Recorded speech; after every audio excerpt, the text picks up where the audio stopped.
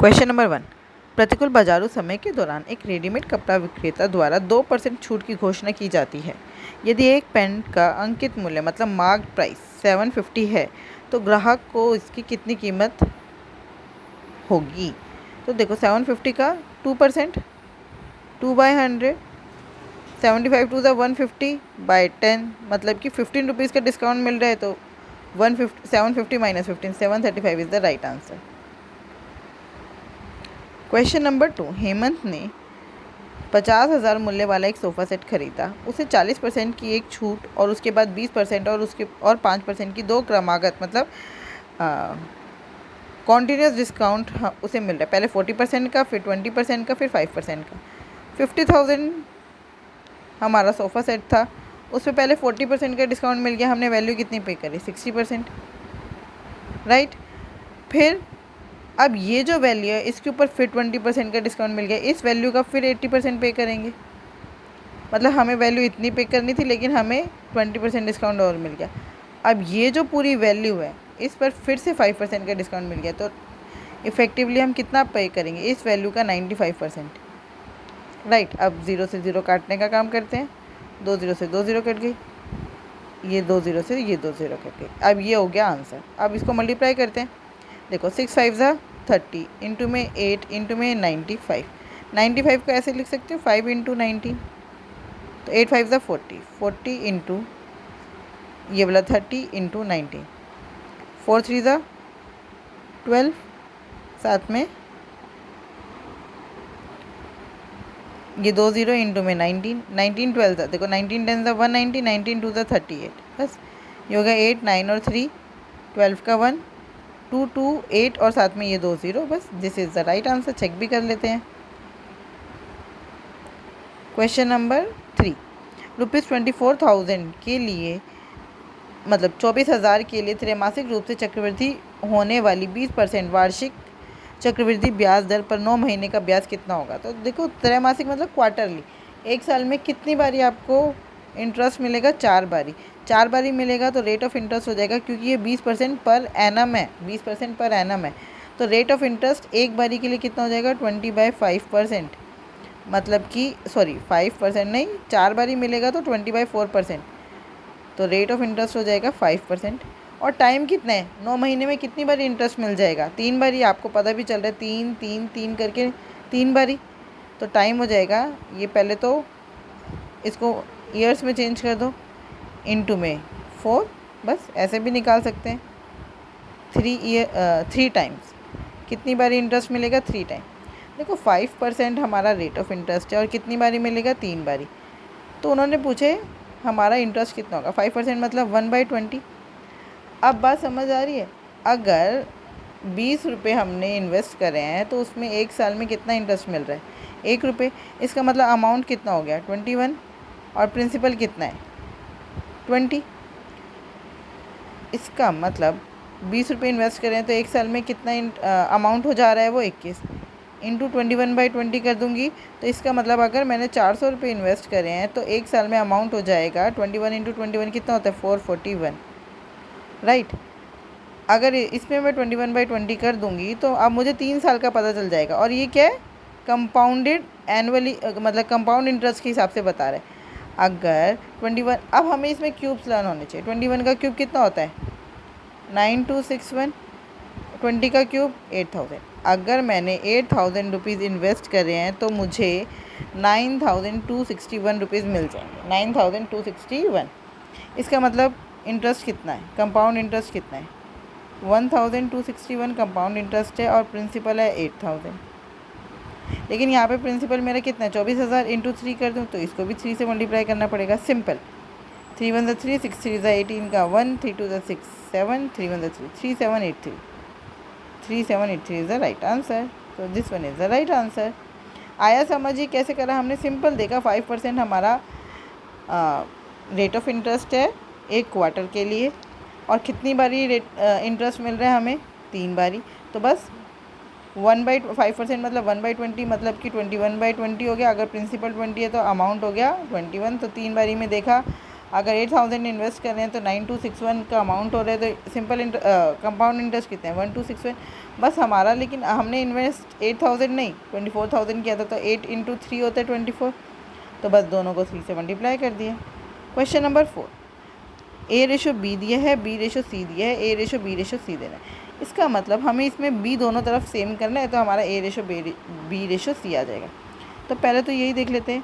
यहाँ पे देखो कुछ कैंसिल आउट हो रहा है 3 1 3 3 2 6, तो A/B हो गया, क्रॉस मल्टीप्लाई कर दो 11 1 11 रेशो 7 2 14।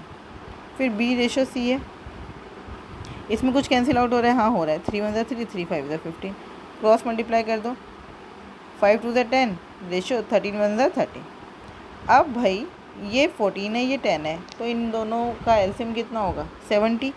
इसको 5 से मल्टीप्लाई करना पड़ेगा और इनको 7 से, तो ये इक्वल हो जाएंगे। 11 5 55, 14 5 70, तो ये भी 70 हो चुका है। 13 7 91, 55 रेशो 70 रेशो 91।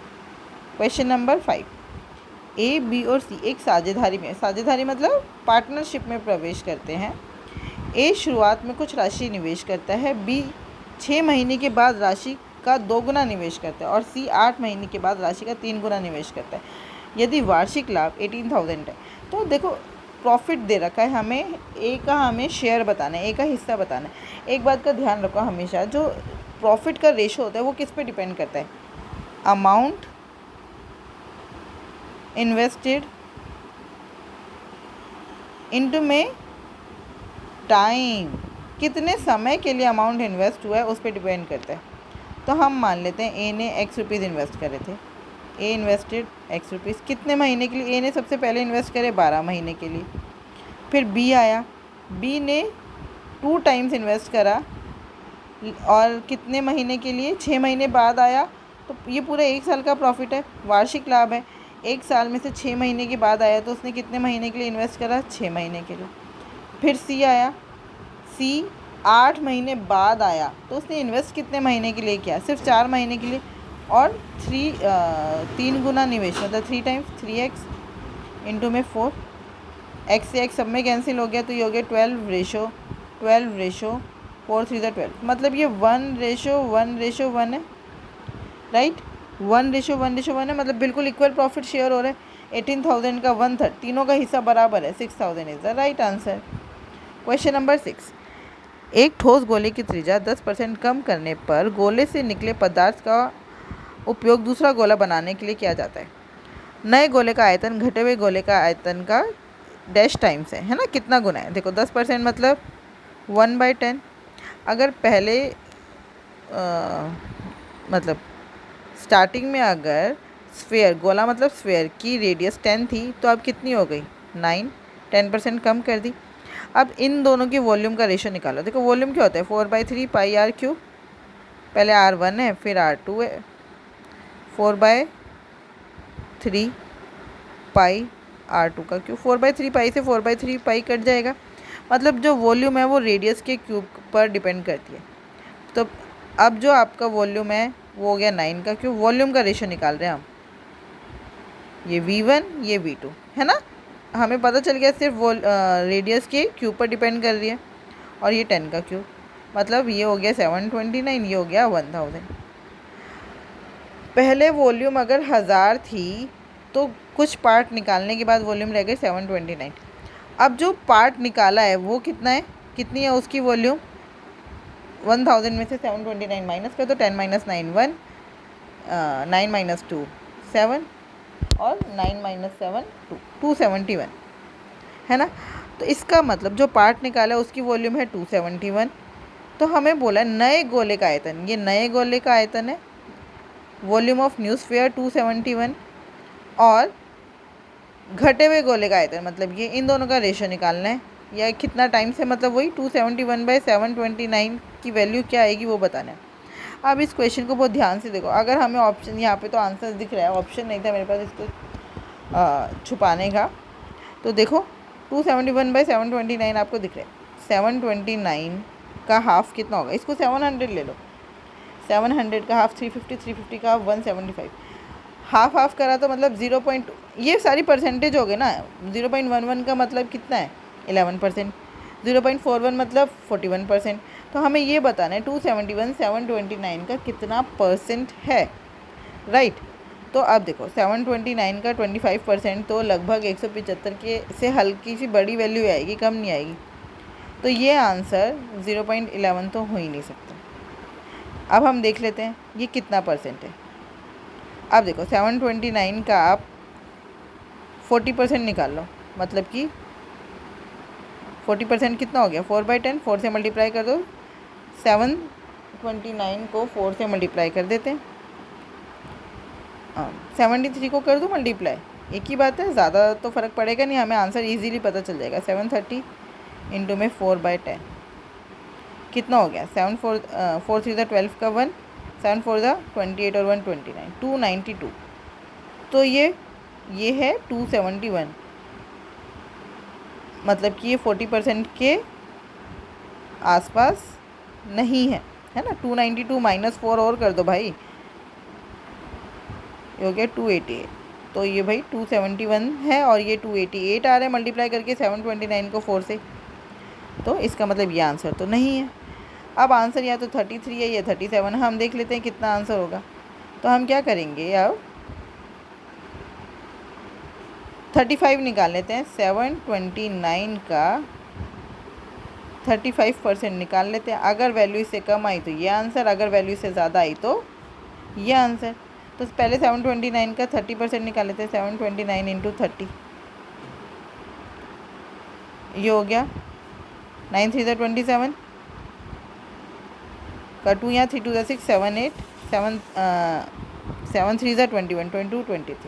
फिर 729 इंटू 5 करना पड़ेगा, साथ में ये 0। 729 इंटू 5 कितना हो गया 9 5 45, 4 यहाँ 45, 5 यहाँ 4 यहाँ 5 2 10 14 का 1, 7 5 35 और 1 36, 5 7 4 11 का 1, 9 और 6 15 का 1, 3 3 6 और 2 का 2। और उसके बाद नीचे 100 है तो ये 265 आ रहा है और हमारा कितना है 271। बस ये उससे कम है, इसका मतलब आंसर होगा 0.37। देखो इसको ऐसे ही करना पड़ेगा, और कोई ऑप्शन हमारे पास है नहीं। क्वेश्चन नंबर 7, ये बार ग्राफ दिया और उसमें क्या बोला है 6 महीने में के दौरान एक शहर में होने वाली दुर्घटनाओं की संख्या है। मतलब जनवरी में 25 दुर्घटनाएं हुई हैं, फरवरी में कितनी हुई हैं 19, ऐसे दे रखा है। तो उन्होंने बताया जनवरी किससे कंपेयर करना है, जनवरी माह की तुलना में फरवरी माह में दुर्घटनाओं में होने वाली कमी का प्रतिशत कितना है, कितना कम हो गया, कंपेयर किससे करना है जनवरी से। तो ये हो गया फरवरी में 19 था, कितना कम हो गया 25 माइनस 19 6, अपॉन में क्या लेंगे 25 क्योंकि जनवरी से कंपेयर करना है, इंटू में 100, 25 4 100, 6 4 24% is the right answer. Check भी कर लेते हैं। क्वेश्चन नंबर 8, कक्षा ए में औसत आयु 15 वर्ष के 10 विद्यार्थी हैं और कक्षा बी में औसत आयु 20 वर्ष के 15 विद्यार्थी हैं। दोनों कक्षाओं की औसत आयु की गणना कीजिए। देखो बहुत इजी है, ये ए है, ए में 15 है और एवरेज एज 15 है और नंबर ऑफ़ स्टूडेंट्स कितने हैं 10। बी में एवरेज एज है 20 और नंबर ऑफ़ स्टूडेंट्स है 15। अब आप ध्यान से देखो, यहाँ पर हर एक बच्चे की एवरेज एज 15, मतलब हर एक बच्चे की एज 15 है और यहाँ पर हर एक बच्चे की एज 20 है। इसका मतलब सबका एवरेज 15 तो मिनिमम है ही ना। ये कितना है 20 का क्या मतलब है 15 + 5, इसका मतलब इन 15 बच्चों की एवरेज 15 तो है ही, साथ में 5 और इन्होंने एक्स्ट्रा ले रखी है। तो इसका मतलब हर एक बच्चे की एवरेज 15 तो है ही। आंसर 15 से थोड़ा ज़्यादा आएगा क्योंकि यहाँ पे ज़्यादा वैल्यू है। वो ज़्यादा वैल्यू कितनी है 15 5 75 ज़्यादा है। अब ये जो 75 एक्स्ट्रा है ये पूरे ए और बी में बटेगी इक्वल इक्वल इक्वल, क्योंकि एवरेज का मतलब है सबको इक्वल दे दो। 15 और 20 कितना होता है 25, तो ये 75 हर एक बच्चे में इक्वल इक्वल बढ़ के कितना मिल रहा है, हर एक को 3 और एक्स्ट्रा मिल गया। तो 15 + 3 18 आया समझ। हमने क्या किया देखो, बहुत इसको ये वाले क्वेश्चन, एवरेज के क्वेश्चन तो चुटकी बजाते ही हो जाते हैं, लेकिन बस समझ आना चाहिए। उन्होंने पहले बोला ये एक क्लास है ए, उसमें 10 बच्चे हैं और उनकी एवरेज एज है 15। फिर एक क्लास है B, उसमें 15 बच्चे हैं और उनकी एवरेज एज है 20। इसका मतलब क्या हुआ, जो एक क्लास है उसमें हर एक बच्चे को हम 15 15 15 15 बोल सकते हैं कि सारे बच्चों की उम्र जो है वो 15 15 15 साल है। उसके बाद हम B क्लास में ऐसा बोल सकते हैं कि हर एक बच्चे की उम्र 20 साल है। इसका मतलब सबकी अगर मैं यहाँ पे ध्यान से देखूँ B क्लास में, तो सबकी उम्र 15 15 15 तो है ही, साथ में 5 5 5 और एक्स्ट्रा है, तो 15 × 5 मतलब 75 और एक्स्ट्रा है, बाकी सबका 15 तो है ही। हर एक बच्चे की उम्र 15 तो है ही, 15 बच्चों की उम्र 15 तो है ही, साथ में इनके पास 75 वैल्यू और एक्स्ट्रा है। तो A और B का टोटल एवरेज 15 तो है ही, साथ में कितना और एक्स्ट्रा है, 75 एक्स्ट्रा था। अब ये जो 75 है ये सब में बढ़ जाएगा, A और B दोनों में। तो A और B का टोटल कितना है, 10 और 15 25, 25 बच्चों में 75 बटेगा, तो हर एक को कितनी वैल्यू मिलेगी, 3। 15 उनके पास पहले से था, 3 और मिल गया, मतलब हो गया 18। और अगर आपको ना समझ आए तो हमारे पास सिंपल मेथड तो है ही, 15 × 10 150 प्लस 20 × 15 15 2 30 300 बाय 25। 150 प्लस 300 कितना हो गया, 450 बाय 25। बस 25 काटो, 25 1 25, बचा कितना 20 तो ये हो गया 200, 25 8 218 आ गया। लेकिन ये मेथड आपको सीखने की बहुत ज़रूरत है। जो शॉर्ट मेथड मैंने बताया है इससे क्वेश्चन बहुत जल्दी सॉल्व होते हैं। क्वेश्चन नंबर 9, A, B और C एक साथ काम करते हुए एक काम को 20 दिनों में पूरा करते हैं। तीनों एक साथ काम करना शुरू करते हैं, लेकिन C ने 8 दिनों के बाद काम छोड़ दिया। मतलब तीनों ने मिलकर कितने दिन तक काम किया, 8 दिनों तक। A और B ने 18 दिनों में काम को पूरा किया। मतलब बचा हुआ काम A और B ने मिलकर कितने दिनों में किया, 18 दिनों में। यह देखते हुए कि A और B की काम करने की दक्षता समान है। A और B की काम करने की दक्षता समान है, मतलब एफिशिएंसी मतलब 1 डेज, यहाँ पे डे की बात हो रही है, 1 डेज वर्क। एफिशिएंसी मतलब एक दिन का काम। A को अकेले काम को पूरा करने में कितने दिन लगेंगे, तो कैसे निकालते हैं ये A को अकेला काम करने में। तो हमें A को कितने दिन लगेंगे उसके लिए क्या पता होना चाहिए, टोटल वर्क कितना है, साथ में A की एफिशिएंसी, A की एक दिन की दक्षता, मतलब A की दक्षता। अगर हमें ये पता हो तो ये आंसर आ जाएगा। तो पहले हम टोटल वर्क निकालते हैं। माना A और B की एफिशिएंसी है x, C की एफिशिएंसी C ले ली, ठीक है। ये टाइम एंड वर्क वाले क्वेश्चन को हम ऐसे ही करेंगे। इसका मतलब एक दिन में कितना काम हो रहा है, x प्लस C, राइट। इतना ही काम हो रहा है एक दिन में। और टोटल कितने दिन तक काम चल रहा है, 20 दिन तक। तो ये हो गया total work, 2x plus C into में 20। अब इन्होंने मिलकर कितने दिन तक काम किया, 8 दिन तक। 8 दिन तक कितना काम हो जाएगा, minus 2x plus C into में 8 दिन तक कितना काम हो जाएगा। तो बचा कितना, रिमेनिंग वर्क बचा हुआ काम कितना है, 2x प्लस C 20 माइनस 8 कितना हो गया, 12। इतना काम बचा हुआ है, वो किसने किया, A और B ने मिलकर। और A और B की एफिशिएंसी कितनी है, x plus x 2x, right. तो इसका मतलब कितने दिनों में पूरा किया, 18 दिनों में। इसका मतलब ये किसके बराबर है, 2x इंटू में 18 के। दोनों ने मिलकर 18 दिन में ये काम पूरा किया। दोनों की एफिशिएंसी है 2x। 18 दिन तक काम करें तो जितना ये काम होगा ये दोनों बराबर ही तो होंगे, है ना। 6 2 12, 6 3 18, ये हो गया 4x प्लस, अच्छा ये क्यों मल्टीप्लाई करें, ये 2 1 2 2 1 2, तो ये हो गया 2x plus C is equals to 3x। इसका मतलब ये इधर माइनस में आया, C is equals to x आ गया। इसका मतलब तीनों की एफिशिएंसी बराबर है, A की भी, B की भी और C की भी। तो ये भी x है, राइट। अब हम वैल्यू निकाल लेते हैं। A को अकेला काम करने में कितने दिन लगेंगे, तो टोटल वर्क कितना हो गया, x प्लस x इंटू 20, तो ये हो गया 3x इंटू 20। टोटल वर्क हो गया 3x इंटू में 20। A की एफिशिएंसी कितनी है, x कट गया, 20 इंटू 3 कितना होता है, 60। मुझे उम्मीद है आपको ये क्वेश्चन समझ आया होगा। नहीं समझ आया तो इसको एक बार अपने आप लिख कर करना, फिर भी नहीं समझ आए तो मुझे बताना, मैं इस क्वेश्चन की अकेली वीडियो बना दूंगी और अच्छे से समझाने की कोशिश करते हुए। क्वेश्चन नंबर 10, दो व्यक्ति क्रमशः एक रेखीय पाथ के विपरीत छोरों P और Q से शुरू करते हैं। देखो ये हमारा एक लीनियर डिस्टेंस है, रेखीय पाथ मतलब बिल्कुल सीधा डिस्टेंस है। ये P है, ये Q है, यहाँ से आ रहा है, समझ लो यहाँ से P आ रहा है और यहाँ से Q आ रहा है। ये यहाँ किसी पॉइंट पे जाके मिल रहे हैं जिसका डिस्टेंस है 70 मीटर, और टोटल डिस्टेंस दिया है हमें 100 मीटर, है ना। तो उन्होंने बोला है इन दोनों व्यक्तियों की स्पीड का रेशो बताओ। स्पीड का रेशो कैसे, देखो जब वो दोनों सेम टाइम पे चल रहे हैं और यहाँ पर मिल रहे हैं, इसका मतलब उनको टाइम सेम लगा है R तक पहुँचने में, P को R तक पहुँचने में और Q को R तक पहुँचने में टाइम सेम लगा है।